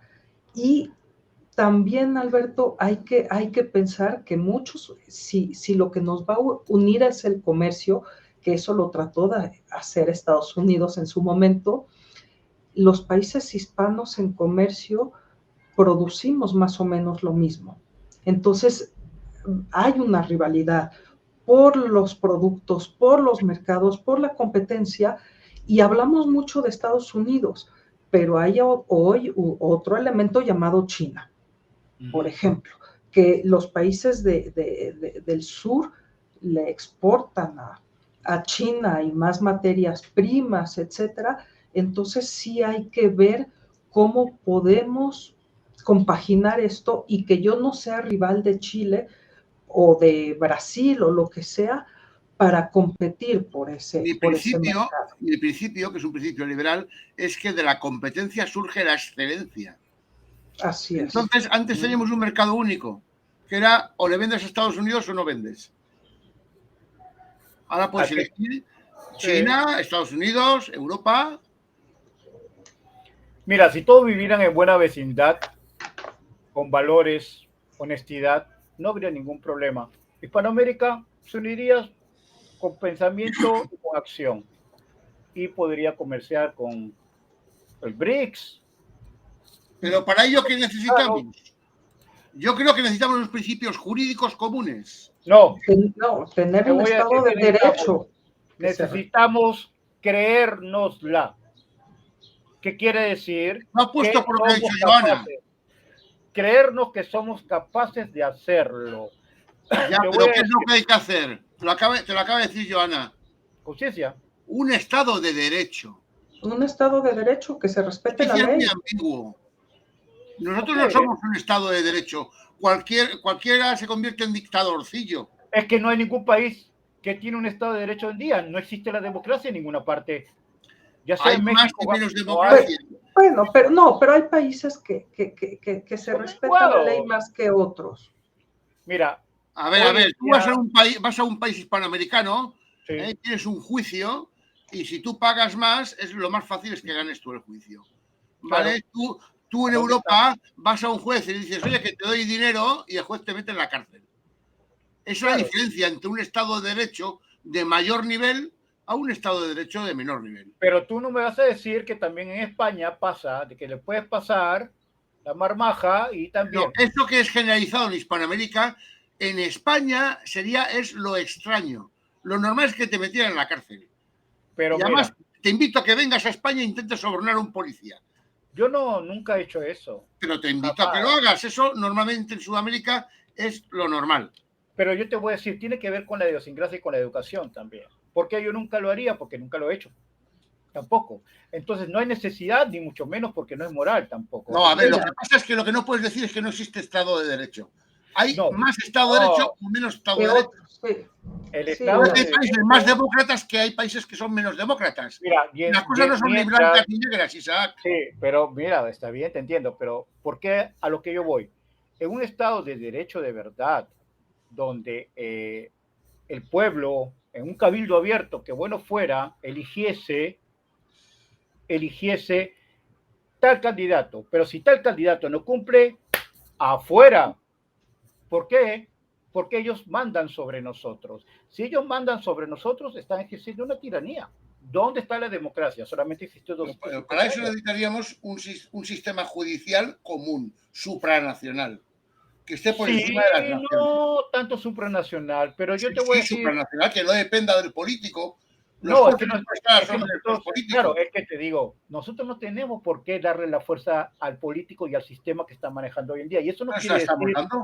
No, nosotros, en el buen sentido de la palabra, y tú, como persona que sabe, si tú eres anarquista, ¿eres malo o eres bueno? En términos de hispanidad, el concepto de ideología política del anarquismo, izquierda o derecha, me da igual. Ok, anarquismo... A mí lo que me importa es que vivamos bajo un principio de libertad. Exacto. El anarquismo, mucha gente piensa que es el caos, que es el desorden. Los que lo conocemos sabemos que no es eso. Exacto. Pero también sabemos que de momento vivir sin Estado y vivir, vivir sin jerarquía no es factible. El anarquismo propone un autogobierno donde el Estado rige las situaciones mínimas, básicas, indispensables para tu libertad, pero no el dominio. Y eso todavía no ha llegado, pero para eso necesitas tú también evolucionar. ¿Por qué? Está bien, yo no dejo la puerta de mi casa abierta, consabido es, ¿cierto? Pero si llegamos a un momento en el cual ya es una elevación de conciencia mayor, ¿por qué tenemos que estar en esa situación? No es que yo sea naif y me voy a ir confiado, no, pero ¿sabes qué? Yo te ayudo, tú me ayudas, nosotros nos coordinamos cómo vivir mejor en localidad y todo. Entonces el Estado sí funciona y funciona mejor, pero el Estado funciona a favor tuyo. Y si no cumple, se sustituye, no queda amarrado y no se crean esas cadenas de corrupción. Por eso hay que recapitular las etimologías. No es ir en contra no es causar el caos bajo ningún punto de vista, es a través del interior de uno querer el bien para uno y para los demás. Mira, no soy filósofo, pero yo pienso con lógica. Podemos hacer una comunidad extraordinaria y comerciar y vivir muy dignamente y erradicar prácticamente, si no toda la pobreza, claro, y comercializar con los otros de otras partes, China, siempre y cuando cumpla, con Estados Unidos, siempre y cuando cumpla con los derechos humanos y una serie de situaciones. Entonces, ¿qué tipo de gobierno necesitamos? Necesitamos un tipo de gobierno del propio pueblo, y eso no es comunismo, eso no es socialismo, es un tipo de autogestión donde el pueblo en cabildos abiertos, y eso es recorrer un poco 500 años atrás, ojo, que de verdad tenga voz y voto, donde no haya elecciones, ya me entiendes, donde no haya estas cosas. Cuando hablas de cabildo abierto, estás hablando de la organización política implantada por los españoles en América.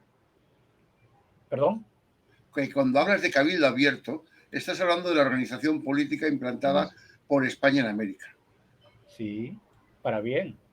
¿Vale? Manejada para bien. La gran ventaja que tenía España en América era que era enormemente próspera porque el intervencionismo del Estado era mínimo. Exacto. La política Bingo. Ya eres judío también. ¿No? El problema siempre es el problema de la falta de prosperidad es el intervencionismo. Exacto. Entonces yo le quiero preguntar a Joana, ¿qué te parecería si los países hispanos tuviésemos con una política exterior y económica y de seguridad común? Uy, bueno, política exterior, sí, económica y de seguridad común. Pero si la Unión Europea no lo ha logrado. Es que ellos son así, nosotros somos diferentes. Esa no es a ver, es que la Comunidad Europea estás hablando de 25 países. Es nuestra ventaja. 25 países con 50 lenguas, con 3 o 4 religiones. Tenemos y con fronteras de cientos de años. Tenemos ventaja, Alberto. ¿Tú sabes la ventaja que tenemos sobre el resto? No porque estamos mejores. Vale. Es que ese es el tema, Esto es una utopía. ¿Qué utopía? No puede ser utopía lo que ha existido 300 años. No puede ser utopía si lo que era imposible para Europa es un hecho. Es que eso les duele. No es imposible para nosotros. Lo que pasa es que España tiene que creerlo también. En México tiene que creerlo también. En cada país de Hispanoamérica tiene que creerlo también. Son los intereses particulares de las clases políticas de cada uno de nuestros países los que quieren tener su coto privado de caza. Amén. Totalmente. Amén. Y las presas son los individuos que componemos los diferentes países. Las presas, los esclavos también, pero desgraciadamente. No hemos dejado razonar a Joana, y perdona Joana por nuestra mala educación. No hay problema. El hecho de tener una política exterior común. Europa no la tiene. Europa no la tiene. Nunca la tuvo tampoco. Ya no tiene tiempo Europa. Ya no tiene tiempo Europa tampoco. Europa no tiene política exterior común, tiene partes, solo parte. Imagínate todos los países hispanos con una política exterior común. ¿Y cuál sería, Alberto? Más bien. ¿Cuál sería? Por la defensa de los intereses comunes. Bueno, sí. Dime. Primero hay que construir los intereses comunes. ¿Cómo? Aboliendo las fronteras, ¿no? Creando unos principios jurídicos comunes y una organización jurídica supranacional. Sí. Con las mismas leyes para todos y los mismos derechos para todos. ¿Y tú crees que se está en la madurez en el momento para que Hispanoamérica ceda soberanía y se la dé a un ente superior? No, ente superior no. Hace 200 años sí que la tenía. Sí, pero es diferente hoy día, Alberto. No puede ser ente superior porque se va a hacer un ente que se va a corromper. No, se corrompe cuando lo rompes en 20 pedacitos pequeños y esos 20 pedacitos son el coto privado de caza de 4 sátrapas de la zona. Es que tendríamos que acudir a lo más selecto, a lo más sabio. y eso que se podría Pero llegar tal tener un vez. poder judicial común, porque no podemos tener ahí más leyes, que hacer un negocio en Chile sea igual de fácil que hacerlo en México. Sí, pero ¿sabías qué priva acá, Alberto? Y no mates al mensajero, como yo digo esta frase. Aquí en los países hispanos, ¿sabías cuál es la aspiración cercana a lo que tú dices? A lo que es, y es el referente, el sueño de Bolívar. De esto vamos a, por eso te digo que no mates al mensajero. El señor Bolívar era crear lo que previamente había destruido. Sí, pero aquí en Hispanoamérica, esto que tú dices se dice como este sueño bolivariano, y ve cómo están los venezolanos, los bolivianos y los cubanos. Eso Claro. es, ve la traducción de esta, sí, vamos a tener esta Hispanoamérica unida y todo, y ven lo que se tradujo, el sueño bolivariano, Yo creo, encabezado. Alberto, que Es que el esto se va señor a Bolívar dar. quería crear una gran nación. Resulta ser que fue el creador de 7 naciones, por no decir una palabra soez, no la digo. Que te voy a decir, aquí en México, yo muchas veces les pregunto a mis alumnos y demás, ¿qué es ser mexicano? Porque si tú le preguntas al que está en el norte y al que está en el sur, el que está en Nuevo León y el que está en Chiapas, no tiene nada que ver. Y Claro, sus realidades son totalmente distintas. esa respuesta, la respuesta a esa pregunta yo la doy de vez en cuando. ¿Qué es ser mexicano? Tú dime qué es ser mexicano, Alberto.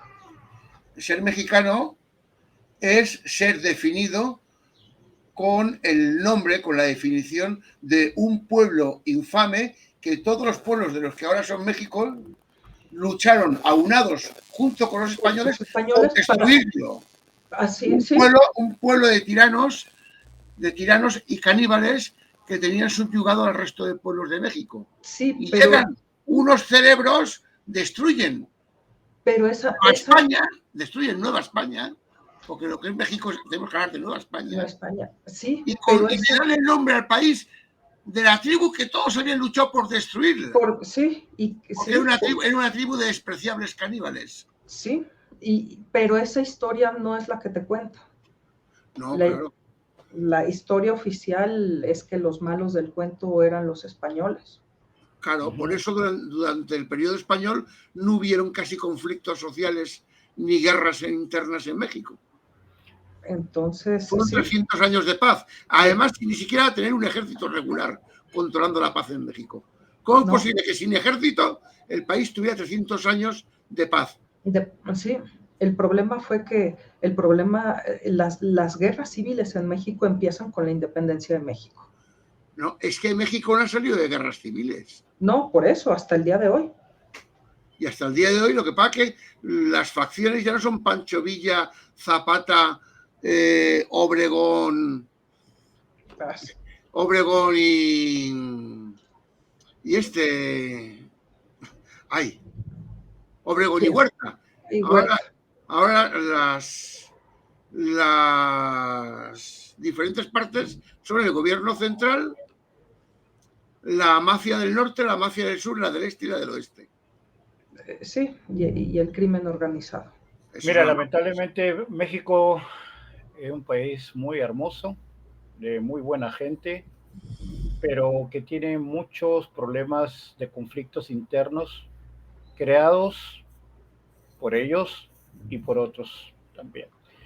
Simplemente para que se pueda concretar todo esto, que no sea una utopía, comienza con la autoeducación y el conocimiento de unos y de otros en cuanto a lo bueno que tenemos en común y que potenciados en conjunto podemos llegar a lograr.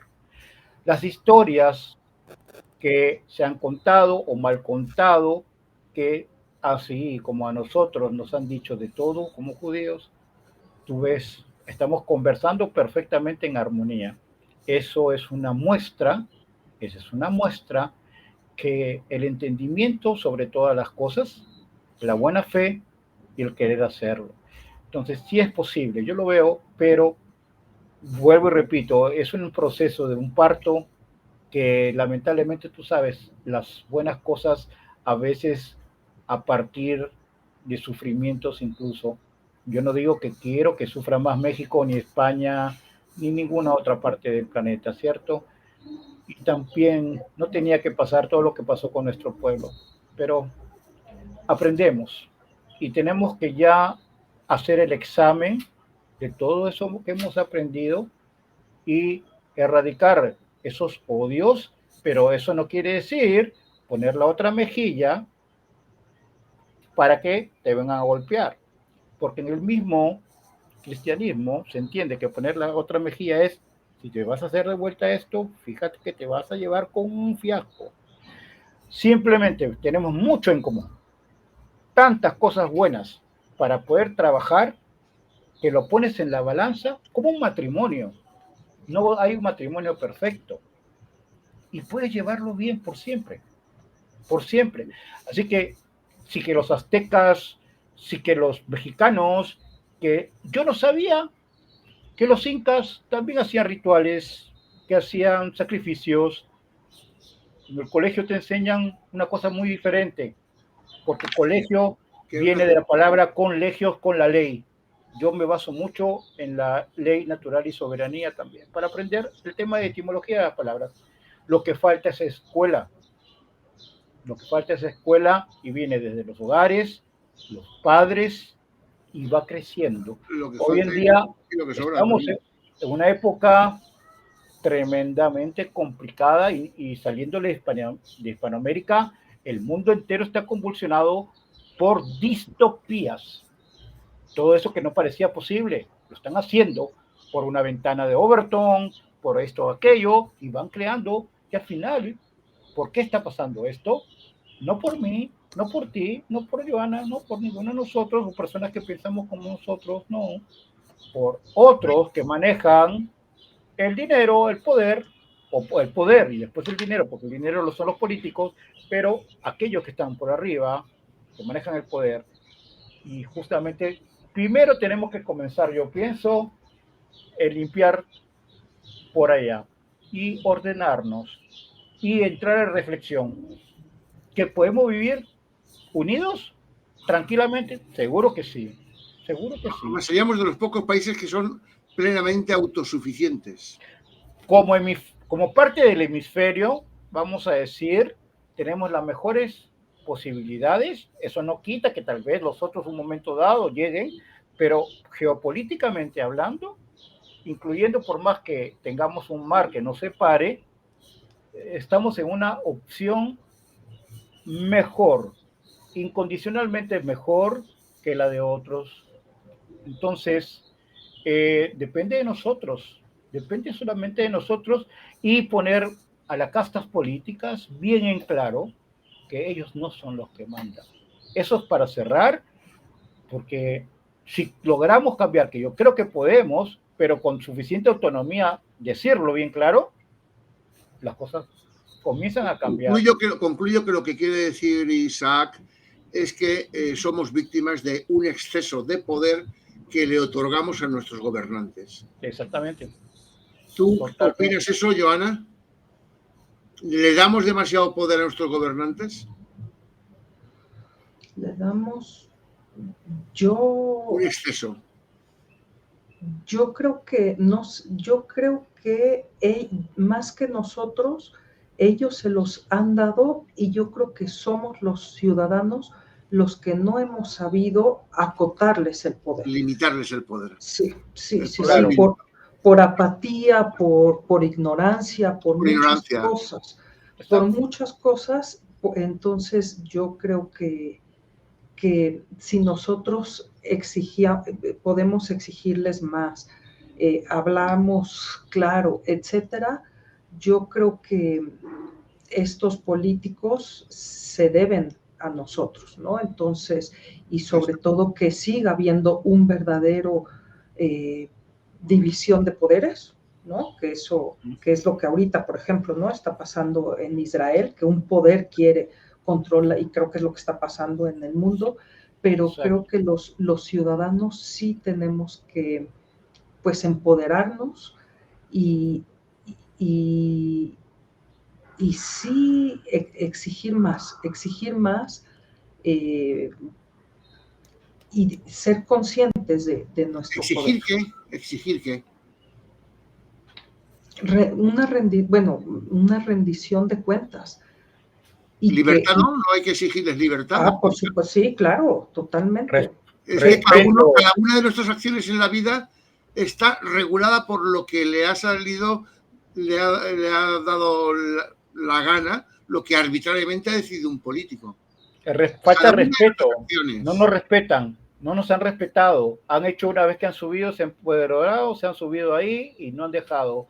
Entonces, el problema es que se les habla bien, se les dice, hay manifestaciones, porque entre los derechos humanos tenemos derecho a manifestarnos. Así como sucedió ayer en Tel Aviv, todo está permitido, es legal, siempre y cuando no se vaya a situaciones de violencia, ¿no? Claro, sí, exacto. Pero si no nos escuchan y la gente se sigue muriendo de hambre, desempleo y todo lo que nosotros largamente conocemos, y mientras que otros nos manejan no solamente nuestra economía, nos aplastan con deudas y situaciones, entonces, ¿por qué tenemos que seguir escuchándolos a ellos? Más bien, lo lógico sería darles la espalda, sería lo más increíblemente cerebral, y darle la espalda al sistema, darle la espalda al sistema. ¿Y sabes qué? Nos olvidamos del resto del planeta y comenzamos a comercializar entre nosotros. ¿Qué van a venir a hacernos? ¿Nos van a tirar de esas cositas que hacen honguito? ¿Qué van a hacer? Bueno, yo no rechazo, ni veo rechazable el que el mundo hispano comercie con el resto del mundo. Lógico que no, claro que no, pero si no nos hacen caso... Pero yo pienso en la economía de escala. Y la economía de escala es que todos juntos producimos más a menor coste y somos más competitivos. Si nos dividen en 22 pedazos, también dividen en los 22 pedazos nuestra economía de escala. Claro que sí. Y una empresa que puede trabajar para 600 millones de hispanos, pues se limita a trabajar a lo que le delimitan las fronteras. Entonces no podemos tener empresas potentes, ni prósperas, ni competitivas. Mira, tú bien sabes que los recursos los tenemos, que quieren nuestros recursos, de todas partes. Ya los tienen, sí, los hemos regalado. Seguro, y quieren más.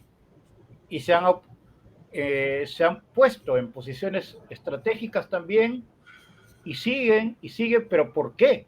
Porque los que están arriba en los estados donde vivimos se los han permitido. Pero tú andas a hacer un referéndum entre gente inteligente, ¿ves? En fin, hay de todo, seguramente que no se les permitía. Tenemos un problema cultural. Sí, es que los propios sistemas de educación nos han enseñado a autoodiarnos, a odiar a quien nos creó, que se llama España. Está muy mal, así es, está muy mal. A ser sumisos y víctimas de quien se ha aprovechado de nosotros y tenerlos limitados. Porque, Alberto, tomar la postura de víctima siempre es la postura más cómoda, porque si tú te asumes como víctima, no actúas. Exacto, quedas neutralizado. No hay acción. Entonces la conclusión es: españoles sois malos y nosotros somos una raza inferior. Somos inferiores a los que nos manejan. Y somos los pobrecitos, que no podemos cambiar, que yo no coincido con eso. Y no me gusta tomar esa postura, porque no puedes tú asumirte como víctima, y me niego a asumir que es algo, eso de ser predeterminante, no. Es como si llegas al psiquiatra y dices, es que yo soy lo que soy y la culpa es de mis papás y ya no puedo hacer nada. No, me niego. Claro.